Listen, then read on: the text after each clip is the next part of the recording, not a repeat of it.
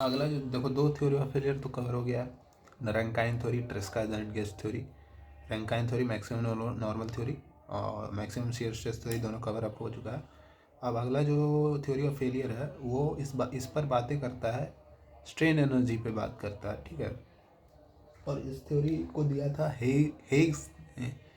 Pronunciation देख लेना क्या है, मतलब हेज थ्योरी इसे कहते हैं, ठीक है।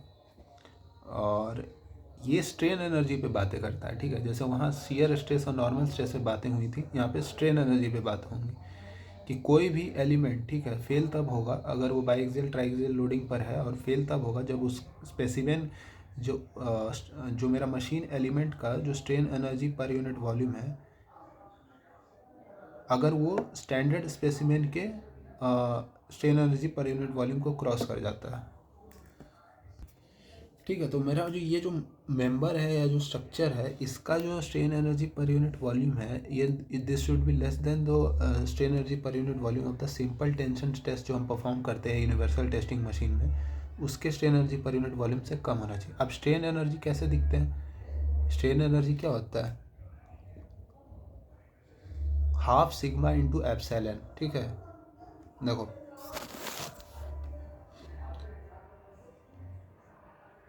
इसके अंदर का एरिया सिग्मा और एप्सिलॉन का ग्राफ के अंदर का एरिया हमको strain energy per unit volume देता है, ठीक है। तो तीन मेरे पास प्रिंसिपल स्ट्रेस और तीन प्रिंसिपल स्ट्रेन होंगे, तो तीनों के वजह से जो इंडिविजुअल स्ट्रेन एनर्जी आएगा उनका समेशन ले लेंगे, half sigma 1 epsilon 1, half sigma 2 epsilon 2, half sigma 3 epsilon 3।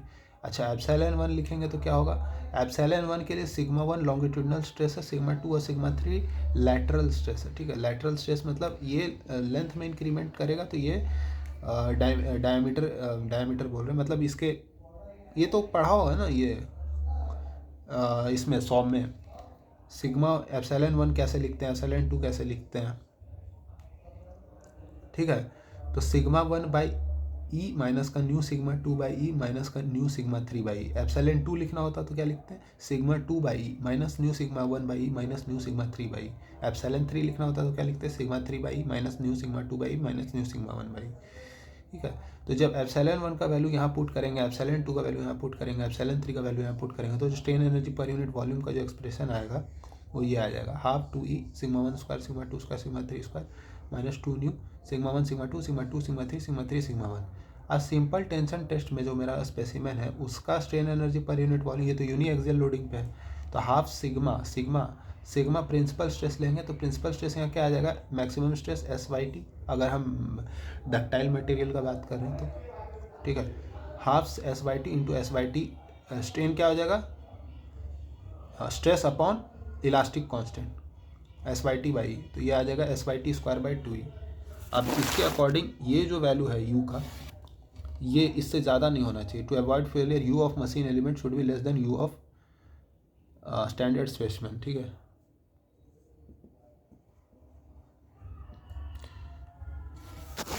दोनों का एक्सप्रेशन हम लोग ने निकाल लिया, 2e दोनों साइड से कैंसिल आ जाएगा, ओवरऑल जो एक्सप्रेशन आएगा। अच्छा, ये तो था हम लोग जस्ट क्रिटिकल कंडीशंस के लिए रखे थे, ठीक है, बॉर्डर पे। अब हमको थोड़ा सा एक्सीडेंट वगैरह अगर कुछ हो जाए, कुछ अगर अनवांटेड स्ट्रेस आ जाए, कुछ हो जाए, तो उसके लिए एक फैक्टर ऑफ सेफ्टी इंट्रोड्यूस करना पड़ेगा। याद रखना, फैक्टर ऑफ सेफ्टी ऐसे नहीं लिखेंगे S Y T square by F O S, ये S Y T by F O S का होल स्क्वायर लिखेंगे, कभी भी ये नहीं लिखना S Y T square by F O S. क्यों? क्योंकि जो S Y T factor of safety है वो यील्ड एस वाई टी के साथ एसोसिएटेड है, ना कि एस वाई टी के स्क्वायर के साथ है, ठीक है। तो हमेशा ये याद रखना कि कई बार लोग गलती करते हैं, S Y T by F O S का होल स्क्वायर लिखेंगे, ना कि S Y T square by F O S.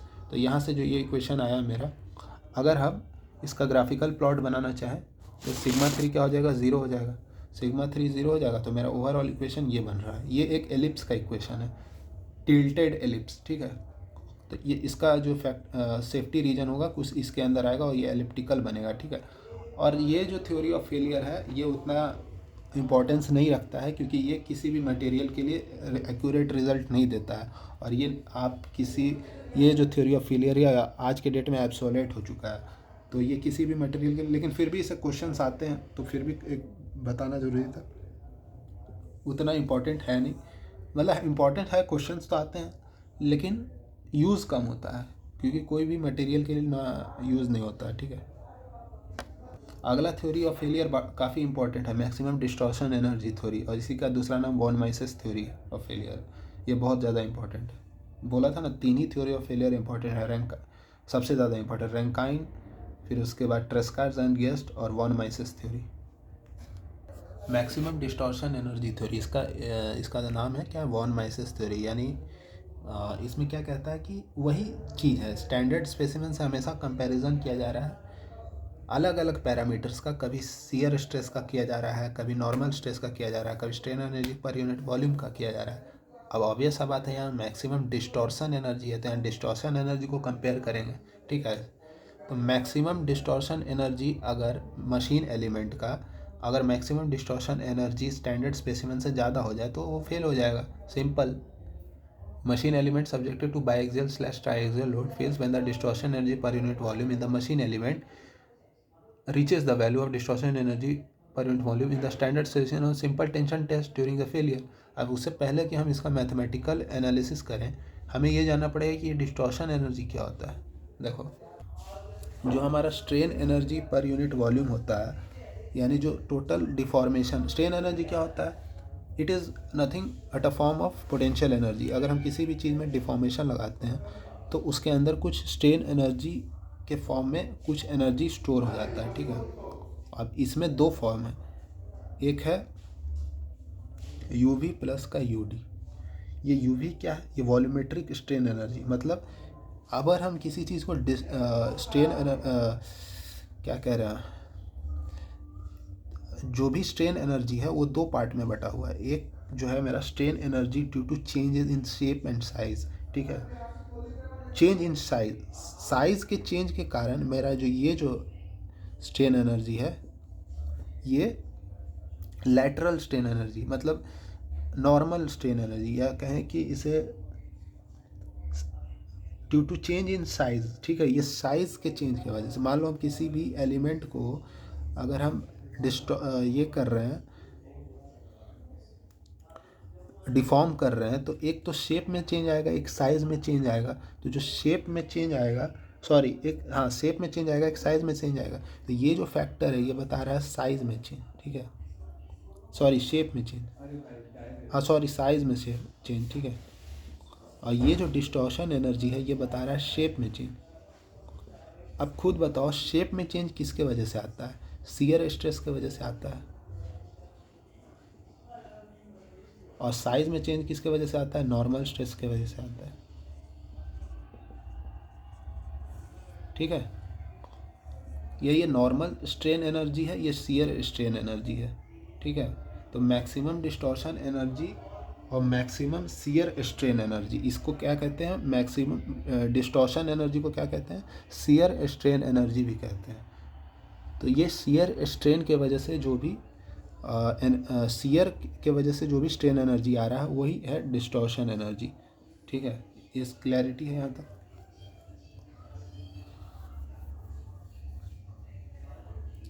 अब इसका स्टेटमेंट क्या कह रहा है कि कोई, ये तो बता ही दिया हमने।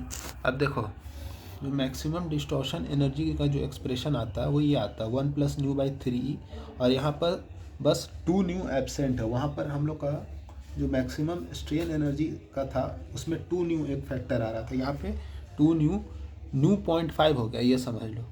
जो स्ट्रेन एनर्जी आता था यहाँ 2 न्यू आता था, ठीक है। अब न्यू को 0.5 रख दो तो ये डिस्टॉर्शन एनर्जी, और एक फैक्टर एक्स्ट्रा आ जाएगा 1 + ν/3e, ठीक है। यह है डिस्टॉर्शन एनर्जी का एक्सप्रेशन। और सिंपल टेंशन टेस्ट में अगर हम परफॉर्म करें तो SYT या SUT डिपेंडिंग ऑन ब्रिटल और डक्टाइल, यहाँ तो σ2 और σ3 0 है, σ1। अब देखो, ये जो सिंपल टेंशन टेस्ट है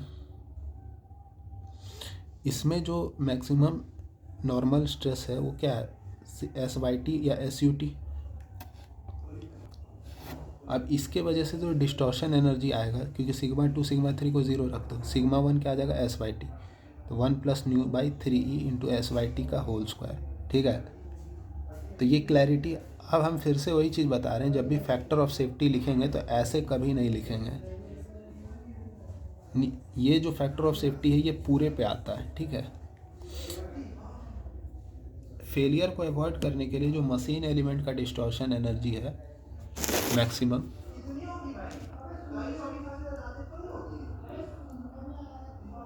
वो स्पेसिमेन के डिस्टॉर्शन एनर्जी से कम होना चाहिए, ठीक है। तो यहाँ पर क्या हो जाएगा, 1+μ/3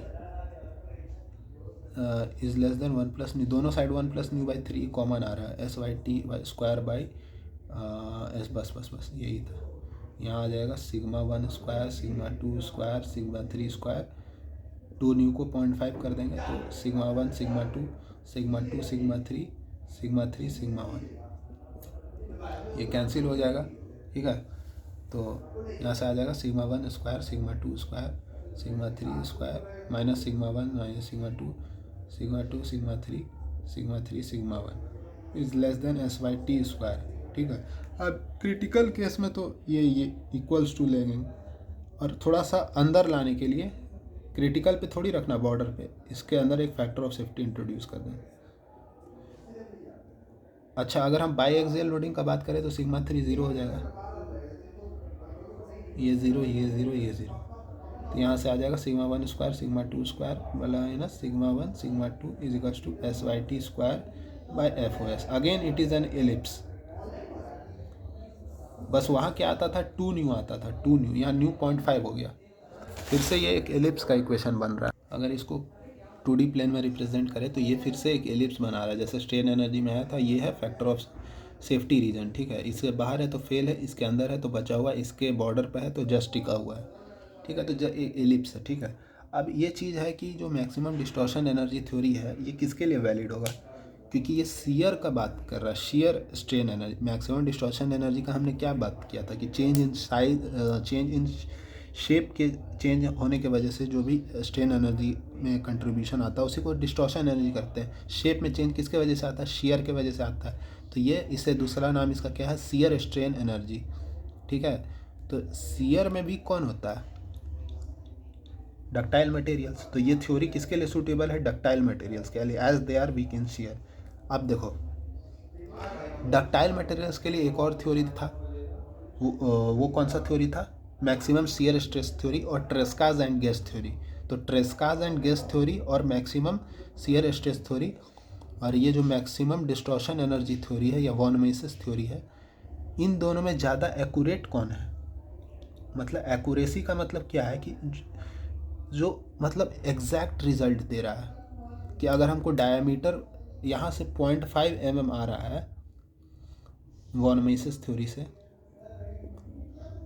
और shear stress theory, von Mises समझ रहे हो ना, मैक्सिमम डिस्टॉर्शन एनर्जी थ्योरी, और अगर मेरा डायमीटर जो है 0.3 mm आ रहा है अकॉर्डिंग टू शियर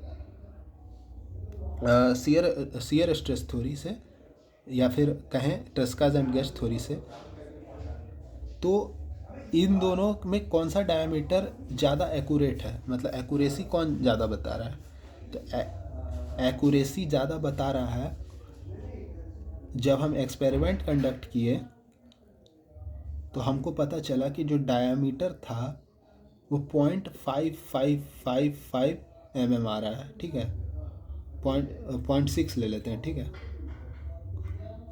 तो ये जो एक्सपेरिमेंटल रिजल्ट है इससे क्लोज कौन है, ये वाला है, यानी जो हमारा मैक्सिमम डिस्टॉर्शन एनर्जी थ्योरी है, वॉन मिसेस थ्योरी है, ये ज़्यादा उसके क्लोज है, तो ज़्यादा एक्यूरेट रिजल्ट दे रहा है, ठीक है। एक्चुअल में वो थोड़ा हमने गलत एग्जांपल इसलिए लिया था क्योंकि डायमेंशन जो है वो ज़्यादा आता है डिस्टॉर्शन एनर्जी में। जो भी हम लोग जो एग्जांपल लिए थे कि डायमीटर जो है डिस्टॉर्शन एनर्जी वाले में 0.5 था और एक्चुअल में 0.6 था, और शियर स्ट्रेस में कितना लिए थे हम लोगों ने, 0.4 या 0.3 लिए थे शायद उस केस में। तो एक्चुअल में वो थोड़ा सा गलत एग्जांपल ले लिए थे क्योंकि डायमेंशंस जो होता है वो शियर स्ट्रेस थ्योरी में ज़्यादा मिलता है हमको, ठीक है, क्योंकि वो ज़्यादा कंजर्वेटिव होता है, वो हम देखेंगे अभी थोड़ी देर में, इसलिए करेक्ट एग्जांपल ये है, ठीक है। हालांकि जो चीज़ हमने समझाने का प्रयास किया वो उससे भी सही समझ में आ रहा था। अगर मेरा वॉन मिसेस थ्योरी से डायमीटर 0.3 mm आ रहा है और मैक्सिमम शियर स्ट्रेस थ्योरी से 0.5 आ रहा है और जो एक्सपेरिमेंटल रिजल्ट से 0.4 आ रहा है, तो एक्यूरेसी के पास कौन सा है? वॉन मिसेस थ्योरी ज़्यादा पास है। ये कहाँ से निकाला है? एक्सपेरिमेंटल रिजल्ट से, ठीक है। और ये हाँ, तो ज़्यादा एक्यूरेट कौन सा है? Maximum distortion energy theory is more accurate है, ठीक है। लेकिन क्या होता है, एक्यूरेसी तो ज़्यादा दे रहा है पर इतना बड़ा बड़ा इक्वेशन सॉल्व कौन करेगा? ये जो इतने बड़े बड़े इक्वेशंस दिख रहे हैं, ये सॉल्व कौन करेगा? इस वजह से इसे एनालिटिकल पर्पसेस के लिए इसे उतना प्रेफर नहीं किया जाता है। लेकिन आजकल तो खैर सिमुलेशंस आ चुके हैं, हाई सॉफ्टवेयर्स आ चुका है, तो इस वजह से इसको भी लिया जा रहा है हम लोग का अकाउंट में, ठीक है। और ये भी आज के डेट में तो वॉन मिसेस, इसलिए आज के डेट में तो वॉन मिसेस थ्योरी ही यूज़ में है। लेकिन पहले के ज़माने में जब इतना सिमुलेशन सॉफ्टवेयर वगैरह नहीं था, तब तो शियर स्ट्रेस थ्योरी ही लिया जाता था, क्योंकि सिंपल होता था, मैथमेटिकल इक्वेशन सिंपल बनता था, स्ट्रेट लाइन बनता था, ठीक है। यहाँ पे तो एलिप्स टाइप का बन रहा है, तो ये है, इसीलिए von Mises theory is preferred as it is easier to solve. और दूसरा चीज़, ये कंजर्वेटिव वाला चीज़ हमने डिस्कस करना रह गया था, तो वो कर लेते हैं डिस्कस। देखो ग्राफ, देखो हमने अभी डिस्कस किया कि जो मैक्सिमम डिस्टॉर्शन एनर्जी थ्योरी का ग्राफ एलिप्टिकल बन रहा था, शियर स्ट्रेस का कैसा बन रहा था, ऐसा बन रहा था। अब देखो अगर कोई पॉइंट यहाँ पर है तो it is safe from the maximum distortion energy theory, but it is failing according to maximum shear stress theory. इस पॉइंट को अंदर लाने के लिए हमको क्या करना पड़ेगा? अगर हमको दोनों थ्योरीज़ के अकॉर्डिंग सेफ रहना है, तो इसको अंदर लाने के लिए हमको क्या करना पड़ेगा? स्ट्रेस को कम करना पड़ेगा। स्ट्रेस को कम करने के लिए क्या करना पड़ेगा? लोड तो फिक्स है, डायमेंशंस को इंक्रीज़ करना पड़ेगा। अब डायमेंशन इंक्रीज़ करना मतलब क्या हुआ कि जो मैक्सिमम शियर स्ट्रेस थ्योरी है, इट इज़ मोर कंजर्वेटिव, ठीक है, as compare to maximum distortion energy theory. तो हमको यहाँ डायमेंशंस ज़्यादा मिलेंगे, तो इससे फ़ायदा होगा, क्योंकि कोई एक्सीडेंट हो गया, कुछ अनवांटेड सिचुएशन अराइज किया, एक्सीडेंटल सिचुएशन अराइज किया, तो वो टिका रहेगा, ठीक है।